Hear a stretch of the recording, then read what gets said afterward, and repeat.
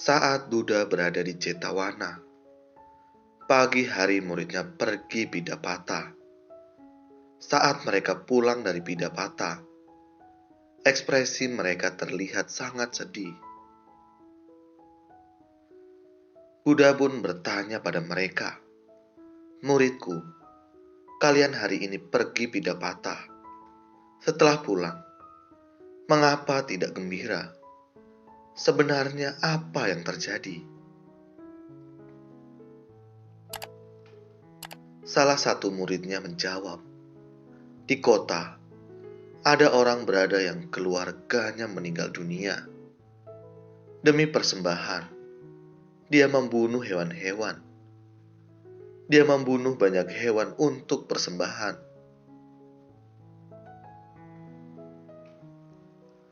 Setelah mendengarnya, Buddha menghela napas dengan penuh belas kasih dan juga tidak berdaya. Buddha pun berkata, "Inilah kegelapan batin manusia, mengorbankan begitu banyak hewan yang tak berdosa sebagai bahan persembahan untuk orang yang sudah meninggal. Sungguh menyedihkan." Saat itu Buddha sepertinya sedang memikirkan sesuatu. Para muridnya bertanya pada Buddha, "Bagaimana pendapatmu tentang hal ini?"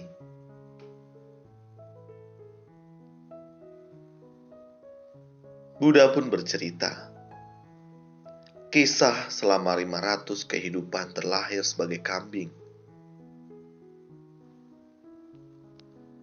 Di sebuah desa kecil, ada sebuah keluarga berada sedang mempersiapkan pemakaman. Keluarga ini mengundang Brahmana. Selain membaca doa, juga mengadakan upacara pemakaman.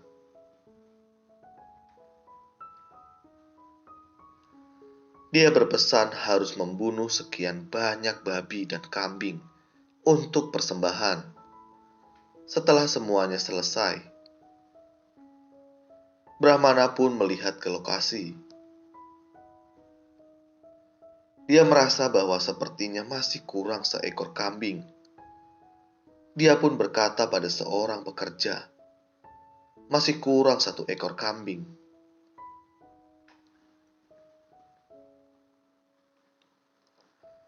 Pekerja itu pun membawa seekor kambing dan memandikannya, lalu menggantungkan karangan bunga ke leher kambing, lalu memberi makan kambing itu. Kambing itu juga memakannya. Namun, tiba-tiba ia menghadap ke langit dan berteriak, seperti sedang tertawa. Lalu kambing itu berhenti dan mengeluarkan suara sedih.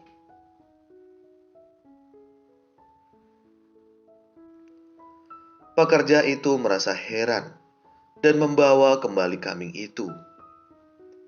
Setelah kambing itu dibawa keluar, Brahmana itu duduk bermeditasi di sana.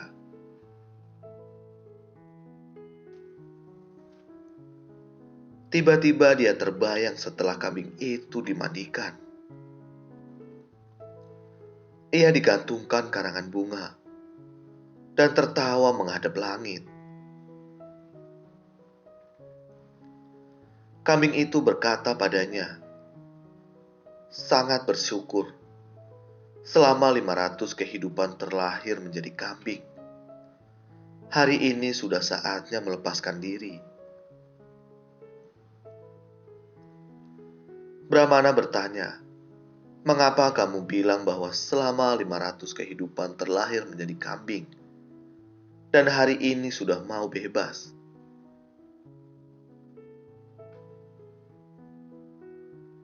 Kambing itu berkata, "Di 500 kehidupan yang lalu, saya juga seperti kamu, yaitu seorang Brahmana. Saya juga bantu orang melakukan upacara persembahan dan membunuh banyak hewan.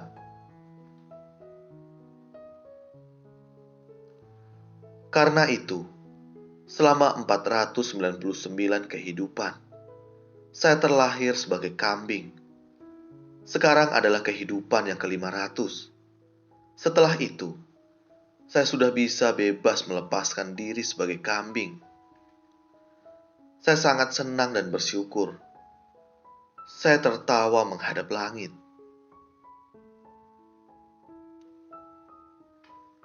Brahmana bertanya padanya, "Mengapa kamu sepertinya sedih?"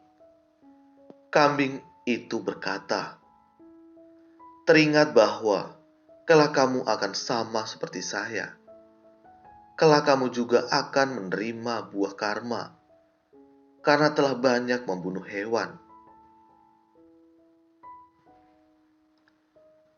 Jika terpikir kehidupanmu di masa mendatang, saya merasa sedih untukmu." Brahmana itu bagaikan terbangun dari mimpi.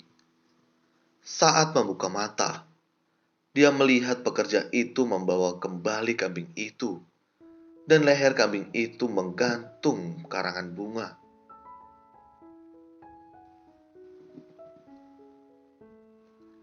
Dia bertanya kepada pekerja itu, apakah terjadi hal yang aneh setelah memandikannya.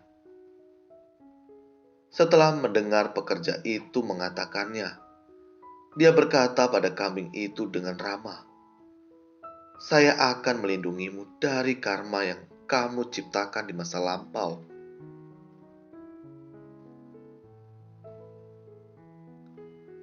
Saya juga berharap kelak saya tidak sama seperti kamu. Dia pun melepaskan karangan bunga yang ada di leher kambing itu dan membawanya keluar berjalan menuju hutan.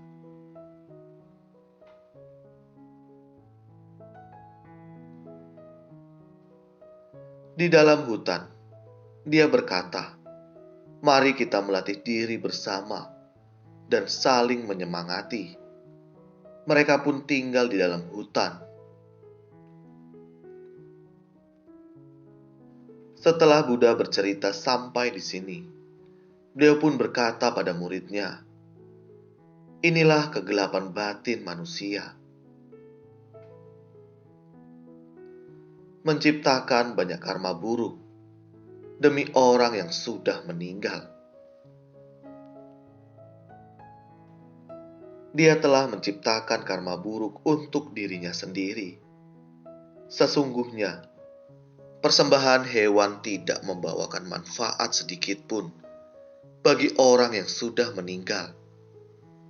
Namun, bagi orang yang menciptakan karma buruk, maka akan menerima buah karmanya." Contohnya, 500 kehidupan yang lalu, saat kambing itu sebagai Brahmana, dia membunuh banyak hewan. Maka dia harus menerima buah karma dalam jangka panjang.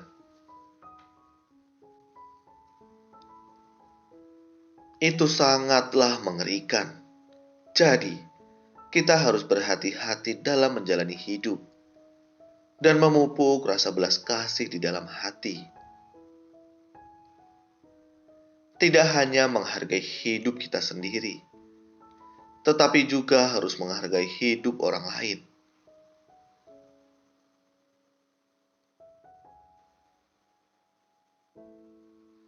Asalkan kita bisa melindungi semua makhluk hidup dengan aman dan tentram, serta bahagia, inilah welas asih. Jika kita bisa menyayangi makhluk hidup, bagaikan menyayangi diri sendiri, maka itulah welas asih. Untuk memiliki rasa welas asih, kita harus memupuknya dengan sukacita dan keseimbangan batin. Jika kita bisa bersumbangsih dengan sukacita, maka kita bisa hidup dengan bahagia dan tentram. Jika kita bisa bersumbangsih dengan sukacita, maka dengan sendirinya semua makhluk bisa bahagia dan tentram.